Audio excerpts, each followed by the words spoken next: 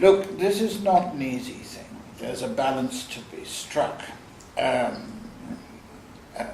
The offence you've just mentioned that is in the law is there for a good reason. And that is because a leak that the ICAC is investigating can do three things. It can prejudice the investigation itself. Secondly, if it discloses the name of the suspect, the allegation may turn out to be completely unfounded. The mere fact that a prominent businessman or a prominent politician is being investigated by the ICAC will do him irreparable harm. And the third one is protection of witnesses. If the story leaks out that the ICAC is onto something, it is very often possible to identify the person who gave that information to the ICAC in the first place. That person is then in danger. In danger, sometimes in some countries, extremely serious danger. In danger of discrimination at work, in danger of intimidation, threats to family, etc. So for those reasons, confidentiality of the investigative side of your work is crucial. Of course, not forever. There comes a time when the matter goes into the public domain. It goes to court, it's in the public domain. You cannot, however, in a country like Mauritius, which has got a lively, free press, you cannot stop papers getting their bits of information, building on that, building a story, sometimes completely wrong, very often completely wrong, but nevertheless, that is the reality of any country which has a free and active press like Mauritius does. From your point of view, if I may say so, and it's en passant, let me say that it's an extremely good thing that the ICAC now has an effective press office. Very, very important.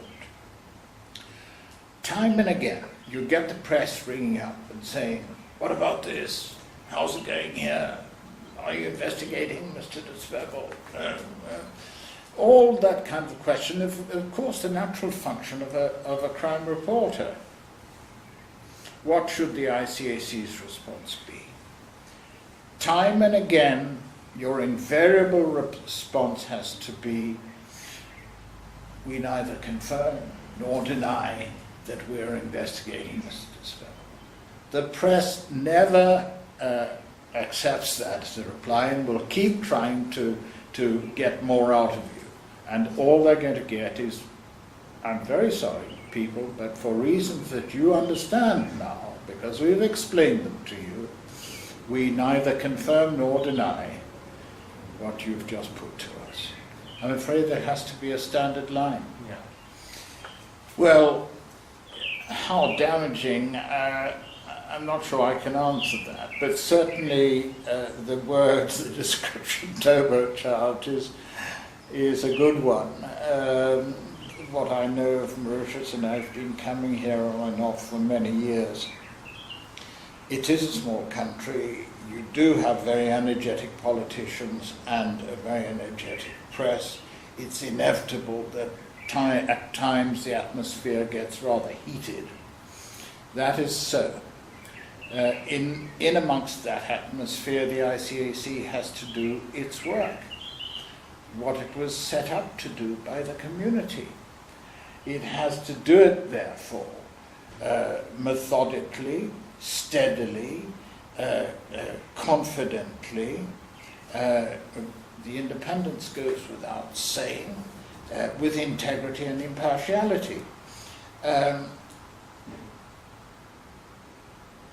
The press relations side of the work, I said earlier, is crucially important.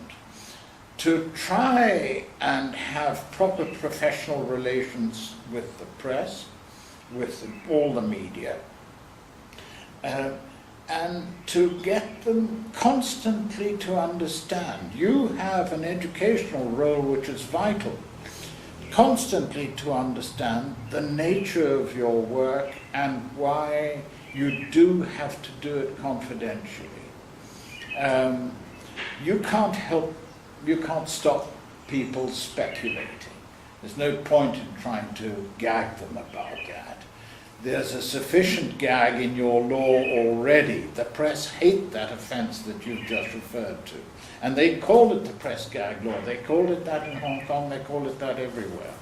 But once they understand, once responsible editors understand the reasons why it is necessary to have such an offence,